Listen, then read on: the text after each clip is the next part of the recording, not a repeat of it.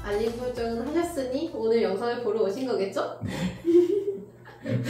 저번에 알려주신 수학평발에서 중요한 사항들이 첫째는 초등학교 때까지는 걱정하지 말자. 둘째는 초등학교 때쯤에 걱정이 되면 검사를 한번 해보는 것도 나쁘지 않다. 셋째는 치료를 하더라도 성장이 끝난 시기에 할 수 있다. 오, 완전 정답. 이걸 정확히 기억하셔서 소아평발은 너무 걱정하지 말자. 이게 가장 중요합니다. 네. 그럼 이제 소아평발은 너무 걱정하지 말라고 하셨으니까 네. 이제 관리 방법을 알려주세요. 그렇죠. 이제 풀어드릴게요. 네. 관리 방법은 일단 중요한 거 3가지로 크게 나눌 수 있을 것 같아요. 첫 번째는 스트레칭과 아이들 운동인데요. 일단은 아이들과 함께 할 수 있는 것부터 알려드리면 첫 번째가 뒤꿈치 드는 운동을 좀 많이 시켜주세요. 그 이유 중에 하나가 아까 유연성 평발을 확인할 때 뒤꿈치를 들어보라고 했잖아요. 그러면 아치가 좀 생긴다고. 이유 중에 하나가 이 아치를 만들어주는 이렇게 후경골건이라고 하는 애가 있는데 여기를 발달시키는 거예요. 그래서 뒤꿈치 드는 운동을 많이 하면 후경골건이 낚시꼬리처럼 아치를 자꾸 이렇게 들어 올려줘서 아치가 생길 수 있다고 해요. 그래서 뒤꿈치 드는 운동을 아이들한테 알려주시고, 또 하나는 이제 발가락으로 수건 잡기.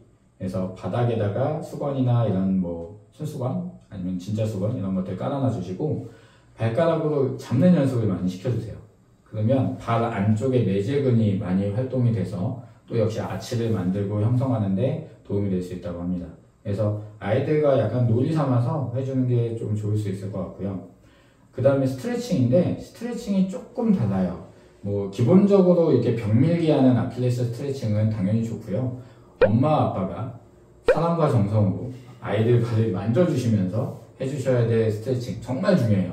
이게 왜 이렇게 강조드리냐면 아이들도 이걸 해야 통증도 많이 줄어들거든요. 그래서 이 방법을 잘 기억하시는 게 중요한데, 보통 우리가 이제 평발인 친구들은 아킬레스건이 타이트하게 돼요. 그래서 타이트한 거를 스트레칭 해주는 게 중요합니다. 보통은 우리가 이렇게 발목을 오늘도 많이 제껴준다, 그렇지? 이렇게 스트레칭을 해주잖아요. 발목을 위로 제껴서. 근데 평발인 친구들은, 평발기가 또 있는 친구들은 이렇게 발이 바깥으로 빠져가지고 아킬레스건이 그냥 올린다고 제대로 스트레칭 되지 않아요.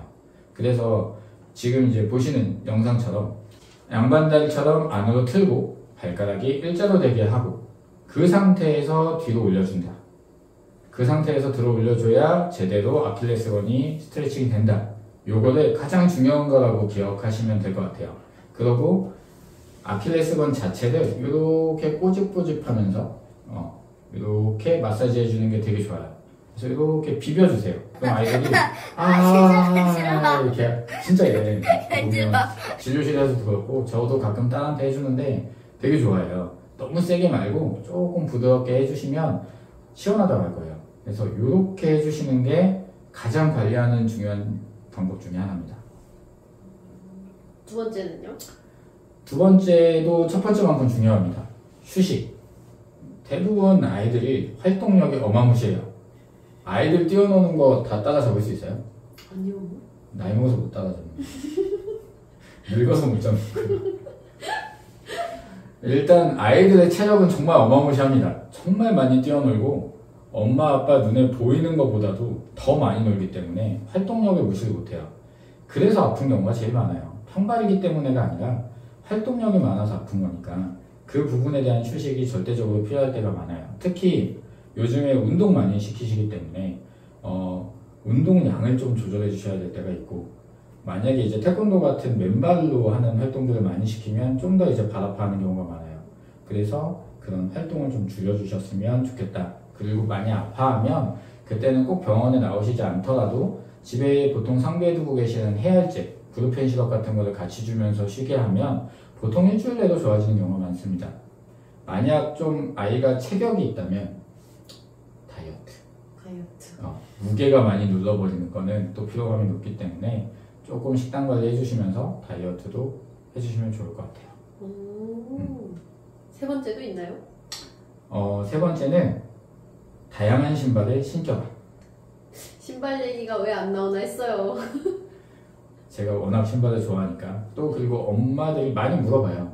어떤 신발이 또 좋냐고 물어보시기 때문에 이제 신발을 준비해 보도록 하겠습니다. 짠! 역시 신발이 또 나왔죠. 다 제 딸이 실제로 신는 신발들인데 정확하게 얘기하면 뭘 꼭 반드시 신어라는 없고요. 아까 얘기 드린 대로 다양하게끔 신발을 신는 법을 좀 아이들에게 알려주셨으면 좋겠어요. 요즘에 아이들이 대부분 요놈만 신고 다니는 경향이 꽤 많아요.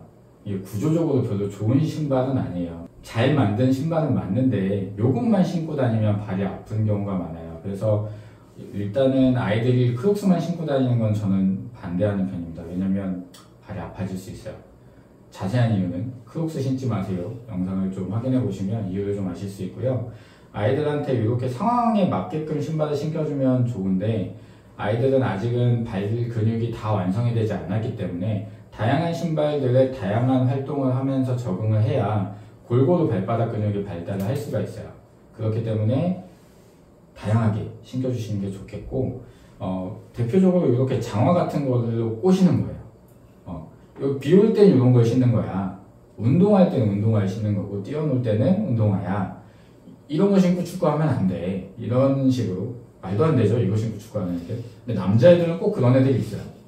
그래서 상황에 맞게 다양하게 신는 법을 알려주시고 혹여나 이제 발을 좀 아파하는 시기에는 슬리퍼가 아니라 이렇게 조금 두껍고 단단한 형태의 신발을 좀 신겨주시면 아이들 피로감을 좀 빨리 줄여줄 수 있어요. 그래서 신발에 대한 부분을 잘 선택하게끔 도와주시고 그 다음에 다양하게 굉장히 중요합니다. 근데 완전히 깔창 얘기는 없네요. 참 중요하지. 인터넷에 검색을 해보면 굉장히 다양한 깔창이 나오더라고요. 진료 중에 원장님도 깔창을 써야 된다라고 말씀을 하시는데 어떤 깔창이 좋죠? 깔창을 포인트를 잡아준 건 정말 훌륭하네요. 그래서 일단은 깔창이 필요한 경우가 꽤 많아요. 근데 알고 계셔야 될 건 깔창이 치료는 아니에요. 교정이 되는 것도 아니에요. 아플 때 그리고 발에 구조적인 문제가 있을 때 보존적으로 여기를 받쳐줘서 조금 더 정렬을 맞게끔 도와주는 거라는 걸 알고 계셨으면 좋겠고 그게 또 많이 아플 때에는 도움이 많이 되기 때문에 깔창 얘기를 드리게 되는데 기본적으로 깔창을 잘 골라야 돼요. 그래서 깔창을 고르실 때 이렇게 안쪽 아치가 좀 올라온 깔창들을 좀 골라주시는 게 좋고 가운데가 막 엄청 올라온 깔창들은 별로고요. 안쪽으로 올라오고 조금 단단했으면 좋겠어요. 여기가 조금은 폭신한 것까지는 괜찮은데 물컹물컹한 거는 이 후 경골건을 받쳐주는 역할을 할 수가 없고 오히려 발바닥의 피로도가 좀 높아질 수 있어요. 그래서 깔창을 일단은 잘 골라라 라는 것도 꽤 중요한 포인트죠. 정말 감사합니다. 근데 제가 이렇게 깔창이 필요한 친구들한테 좀 하셨으면 좋겠습니다 라고 하고 부모님들께 꼭 설명드리려고 하는 것들이 있잖아요. 그쵸. 뭘까요? 깔창은 적응 기간이 필요해요. 맞아. 그래서 어떻게 설명하고 계시죠? 안 쓰던 근육을 쓰게 만드는 거라 1, 2주 정도는 적응 기간이 필요해요. 맞아요. 정답. 그래서 일단은 평발기가 있는 친구들은 이렇게 발이 약간 바깥쪽으로 되어 있고 이 바깥쪽 근육을 많이 쓰게 되니까 처음에 깔창이 들어오면 첫 번째가 이물감 때문에 되게 어색해 하고요. 두 번째는 여기를 받쳐줌으로 인해서 근육이 이쪽으로 힘이 이동하다 보니 그래서 더 어색하는 친구들이 많아요. 그래서 처음에 한 1, 2주는 조금 적응이 필요하다고 그렇게 설명드리려고 얘기를 드리고 있고 처음에 깔창을 선택할 때 아치 높이를 너무 높지 않게 그래야 이제 이물감도 적게 느끼고 통증을 많이 느끼지 않아서 아치는 좀 낮은 상태를 먼저 고르고 그 다음에 조금 높은 걸 고르더라도 처음부터 무리하지 않는 게 좋기도 하고 약간의 적응 기간이 필요하다 이렇게 얘기 드릴 수 있을 것 같아요. 근데 이렇게 좀 아치 높이를 맞추는 게 좀 어려운 친구들이 있고 그 다음에 뒤꿈치 정렬까지 맞춰줘야 되는 친구들은 이제 병원에서 맞춤 깔창 같은 것들을 할 수 있는데 조금 커스텀이다 보니 비용이 좀 나가요. 그래서 조금 부담이 되실 수 있지만 필요할 때는 해주시는 게 맞을 수 있습니다. 오늘 설명해 주신 대로만 좀 관리를 해보면 부모님들의 걱정이 한시름 놓을 것 같아요. 네, 정말 그랬으면 좋겠어요. 제가 이렇게 유튜브 영상을 찍으면서 두 편으로 나눠서 제작한 게 처음인 것 같아요. 네.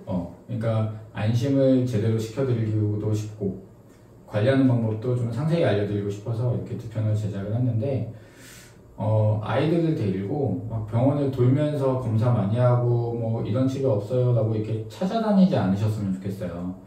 대부분 괜찮으니까. 이게 아이들도 스트레스를 받을 수 있고요. 당연히 부모님들도 아이에 대한 걱정 때문에 스트레스를 받으실 수 있어요. 그래서 꼭 이 영상을 통해서 조금 더 안심하시고 아이들 관리 잘 해주셔서 다들 발이 편안하셨으면 좋겠습니다. 자, 그래서 오늘 여기까지 하는 걸로 하고 또 다음 영상에서 또 좋은 정보 드리도록 할게요. 자, 다음 영상까지 구독과 좋아요 눌러 알림 설정 이제 당연히 해줘야죠. 자, 다음에 만나요. 슈퍼